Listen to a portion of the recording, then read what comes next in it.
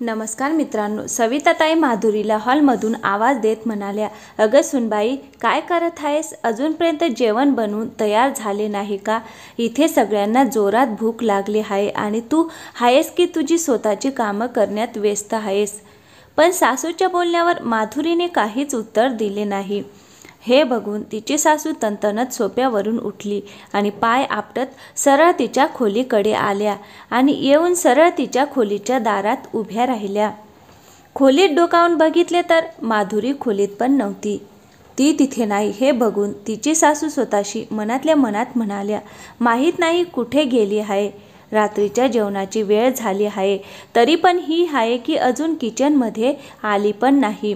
जणू घरात नोकर ठेवले आहेत जेवण बनवायला, असं म्हणत त्या माधुरीला सगळ्या घरात शोधायला लागल्या, पण माधुरी कुठेच दिसत नव्हती. पण हे बघून त्यांना माधुरीची काळजी वाटली नाही की ती अशी अचानक कुठे गेली असेल. ठीक तर असेल ना, या उलट त्यांना तिच्यावर खूप राग यायला लागला. त्या रागात बडबडत म्हणाल्या, असं कुठे असतं का? कुठे बाहेर गेली आहे तर घरात सांगून तरी जायचं होतं ना, आणि जायच्या अगोदर रात्रीचं जेवण बनवून ठेवायचं होतं. कमीत कमी आम्ही तरी वेळेवर पोटभर जेवलो असतो. आता थोड्या वेळात धाकटी सून तिच्या माहेरातून प्रवासाने कंटाळून घरी परत येईल. सविताताईंची धाकटी सून अनिता आज तिच्या माहेरी लोकांना सरप्राईज द्यायला अचानक गेली होती. पण तिथे गेल्यावर ती स्वतः सरप्राईज झाली, कारण तिच्या माहेरच्या घराला कुलूप लावले होते. सविताताई म्हणाल्या, बिचारी थकून घरी येईल, कमीत कमी वेळेवर सगळ्यांना जेवायला तरी मिळायला पाहिजे ना. पण ही गोष्ट थोरल्या सुनबाईच्या डोक्यात तरी आली पाहिजे ना. फुकटचं आयतं खायला मिळतं आहे ना या घरात, असं म्हणत स्वतःशी बडबड करत बाहेर हॉलमध्ये आल्या आणि धपकन सोफ्यावर बसल्या. सोफ्यावर बसल्या बसल्या त्या त्यांच्या थोरल्या सुनेवर खूप चिडल्या होत्या. त्यांच्या तर हे पण लक्षात नव्हतं की धाकटी सून माहेरी जाण्या अगोदरच हा सगळा गोंधळ झाला होता. त्यांच्यासाठी ही गोष्ट खूप नॉर्मल होती, पण ही गोष्ट माधुरी आणि तिचा नवरा अमित यांच्यासाठी नॉर्मल नव्हती. सविताताई या एकत्र कुटुंबातल्या सगळ्यात मोठ्या सदस्य होत्या. घरात त्यांचा मोठा मुलगा अमित, त्याची बायको माधुरी आणि त्यांचा 7 वर्षाचा मुलगा राहुल, तसेच त्यांचा धाकटा मुलगा रमेश, त्याची बायको अनिता, असे सगळे कुटुंब एकत्र राहत होते.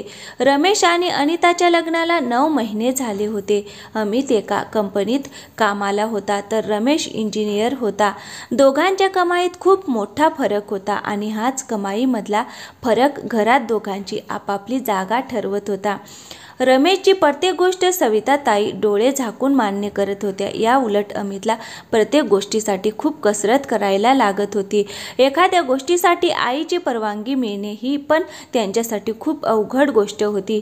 अमितच्या लग्नानंतर पगाराचा टोमणा त्याला आणि त्याच्या बायकोला रोजच ऐकायला लागत होता.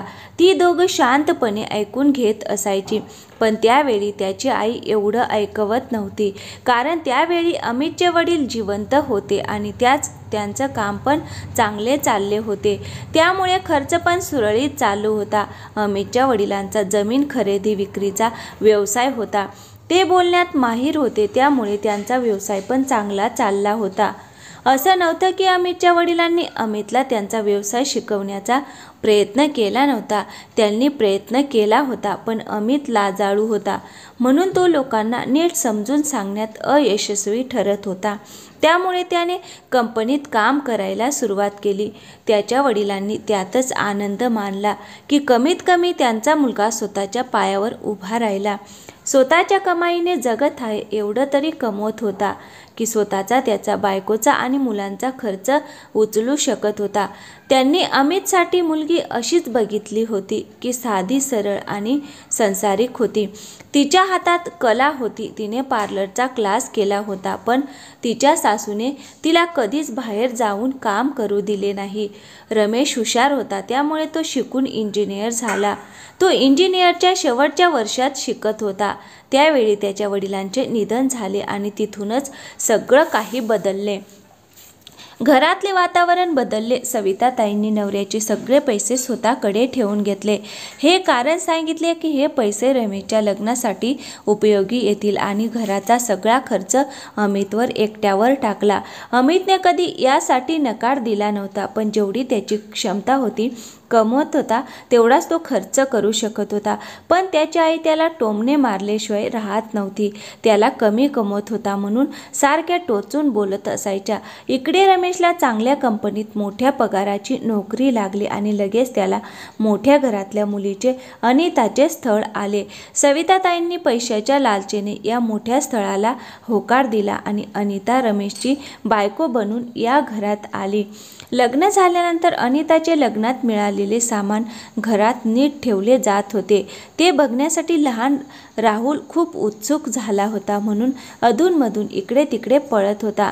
माधुरी घरात आलेल्या पाहुण्यांचा पाहुणचार करण्यात गुंतली होती. तेवढ्यात तिची सासू तिच्यावर जोरात ओरडत म्हणाली, सुनबाई, तुझ्या या मुलाला बाजूला घे. सारखा सामानाच्या मध्ये मध्ये येत आहे.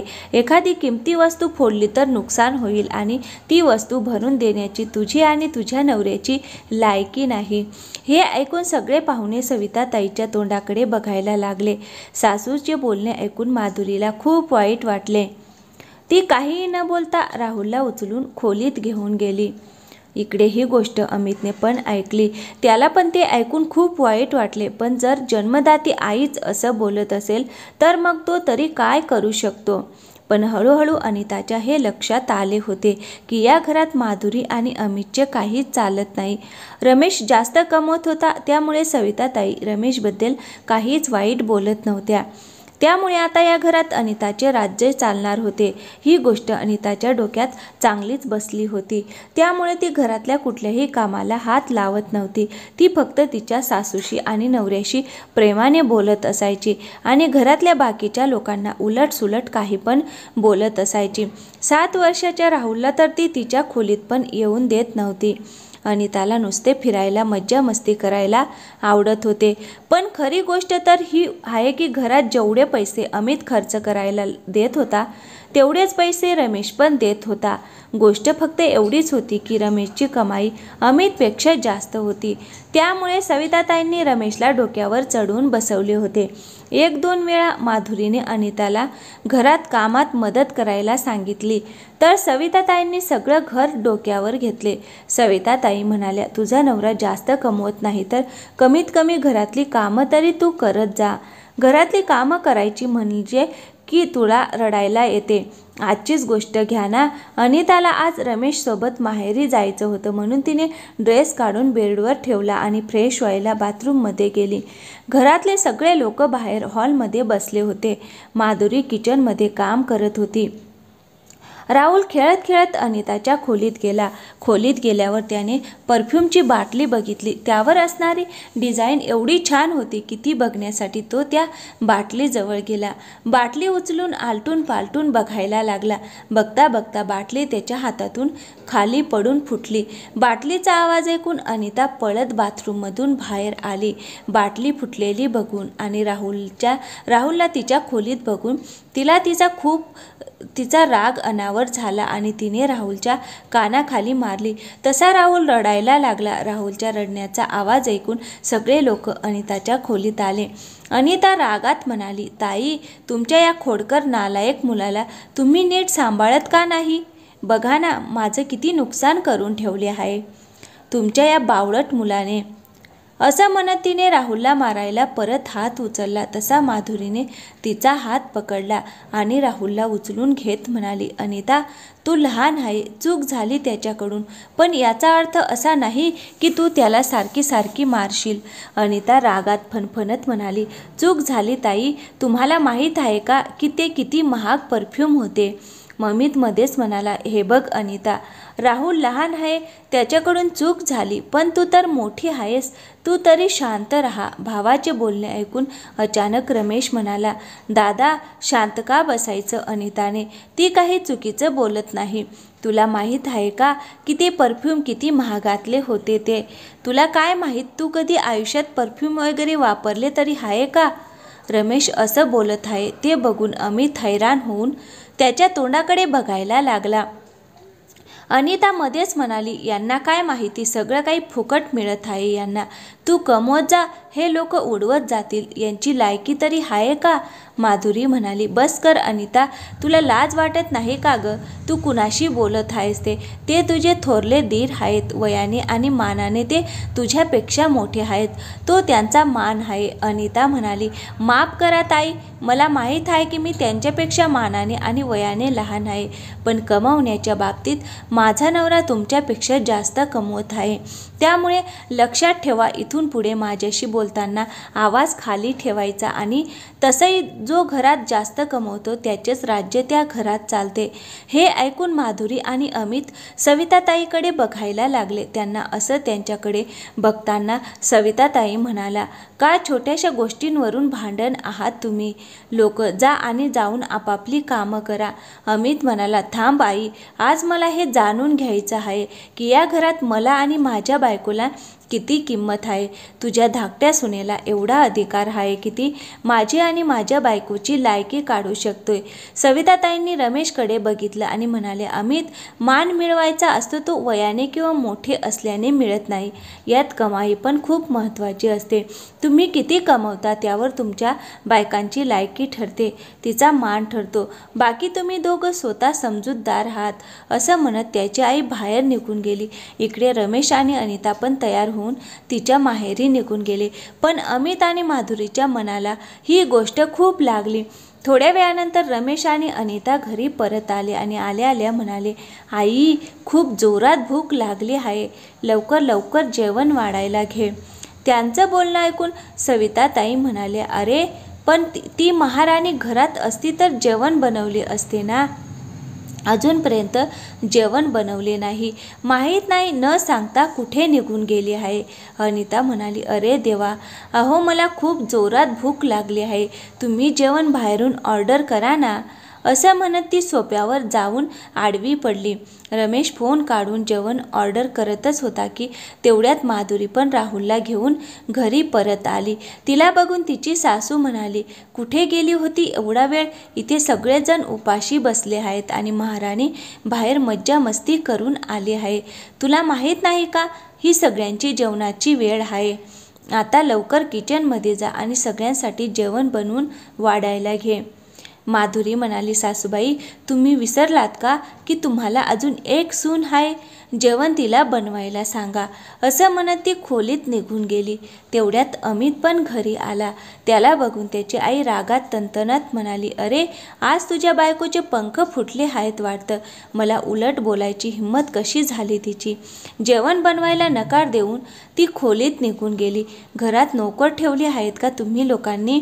अमित म्हणाला, नाही आई, आम्ही नोकर ठेवले नाहीत, पण हो नक्कीच आम्ही आमची राहण्याची व्यवस्था दुसरीकडे केली आहे आणि तसंही आम्हाला आमच्या खर्चाचा बोजा तुमच्यावर टाकायचा नाही. तुम्ही एवढे दिवस मला आणि माझ्या कुटुंबाला सांभाळले त्यासाठी तुमच्या सगळ्यांचे खूप खूप आभार. पण आता बस, यापेक्षा जास्त मी तुमचे उपकार नाही घेऊ शकत. असं म्हणत अमित त्याच्या खोलीत निघून गेला. दुसऱ्या दिवशी अमित आणि माधुरी त्यांच्या नवीन घरी राहायला गेले. पण सविताताई किंवा रमेशने त्यांना थांबवायचा प्रयत्न केला नाही, कारण पार्लरमधले काम सोडून माधुरीला खूप वेळ झाला होता. म्हणून माधुरीने पहिले पार्लरमध्ये काम करायला सुरुवात केली. 1 वर्ष तिथे काम केल्यानंतर माधुरीने स्वतःचे पार्लर उघडले. दोघं नवरा बायको मिळून कमवायला लागले आणि बचत पण करायला लागले. हळूहळू त्यांची परिस्थिती खूप सुधारली. त्यांनी स्वतःचे घर घेतले. पण इकडे अशी अवस्था झाली होती की अनिताच्या फालतू खर्चामुळे रमेशचे खूप पैसे वाया जायला लागले. घरातले काम तसंही तिला करायला आवडत नव्हते, त्यामुळे घरातले काम करायला नोकर ठेवले. त्यामुळे रमेश जवळ आता जास्त पैसे शिल्लक राहत नव्हते आणि घरी या गोष्टींवरून रोज भांडणे व्हायची. आज सविताताई त्या दिवसासाठी स्वतःला दोष देत होत्या की त्यांनी थोरल्या मुलाची सुनेची बाजू न घेता धाकट्या सुनेची साथ दिली, तिच्या चुकीच्या वागण्याचे समर्थन केले आणि आज त्यांना या गोष्टीचा पश्चाताप